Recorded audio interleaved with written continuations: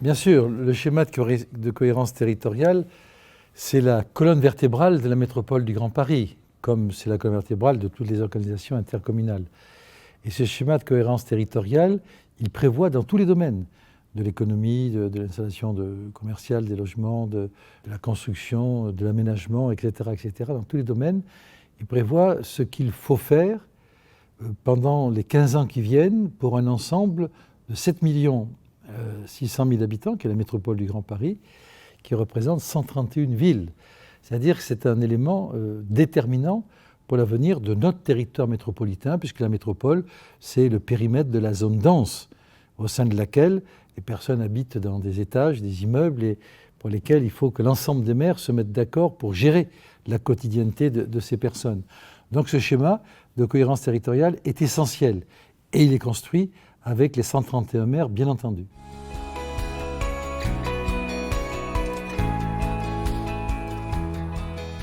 C'est un travail considérable qui a été organisé par l'ancienne équipe. Or, nous sommes arrivés au mois de décembre 2019, prêts à le voter début décembre. Et je me suis dit, en tant que président de la métropole du Grand Paris, que ça n'aurait pas été correct que l'équipe de la métropole, en décembre 2019, vote le SCOT pour 15 ans, alors que 3 ou 4 mois après, il y avait des élections municipales. Mais maintenant, nous sommes décidés à reprendre le travail où il a été laissé en décembre, améliorer ce travail parce qu'il y a, avec les nouveaux maires qui ont des idées à proposer, c'est tout à fait légitime, il y a probablement des changements qui vont intervenir. Donc nous avons commencé pour envisager ces changements par faire un séminaire qui a eu lieu il y a 15 jours.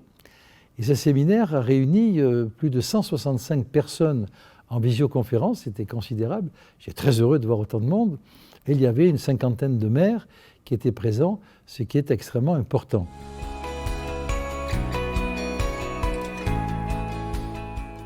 Tout d'abord, la cartographie. Et cette nouvelle cartographie est très claire, elle est beaucoup plus précise que l'ancienne, et jusqu'à présent, je n'ai pas relevé de mécontentement à ce niveau-là. Deuxièmement, il y avait un débat sur la pleine terre. Est-ce qu'il fallait 10% de pleine terre ou 30% de pleine terre? Je pense que ce SCOT doit être ambitieux. Et je pense que l'ambition pour les 15 ans à venir, c'est la préservation écologique de notre environnement.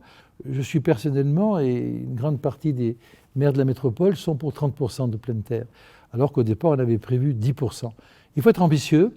Nous sommes résolument ambitieux parce que nous voulons faire en sorte de protéger pour l'avenir de nos enfants cette métropole du Grand Paris de tous les excès de construction.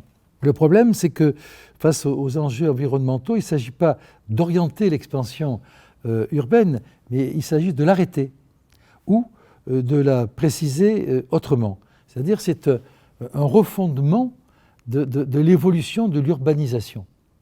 On ne va pas laisser les choses se développer et les subir. Il faut les contrôler. Et ce SCOT va permettre de le faire d'une manière très précise.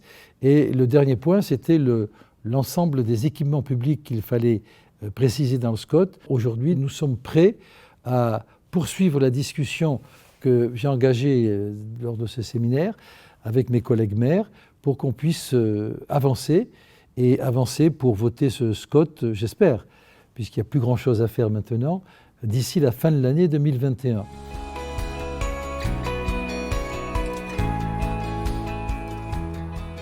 Bien que ce ne soit pas une compétence directe, ce que nous venons de vivre, ce que nous sommes encore en train de vivre avec la Covid, implique que la métropole puisse aussi apporter sa quote-part pour résoudre, tant que faire se peut, les problèmes d'équipement, les problèmes des désertifications médicales qui existent dans l'aire métropolitaine, le problème des équipements de manière générale et du maillage de l'ensemble de ces équipements pour l'aire métropolitaine.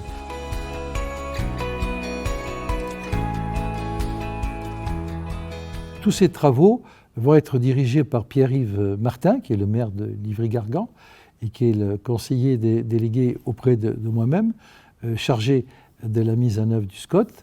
Il a donc une mission en permanence avec le président, car je souhaite bien y investir personnellement. Et Pierre-Yves va être chargé de conduire l'ensemble de ces travaux, avec bien sûr les membres du bureau qui sont vigilants, et puis les présidents de nos groupes politiques et qui bien sûr sont associés à toutes les décisions que nous prenons.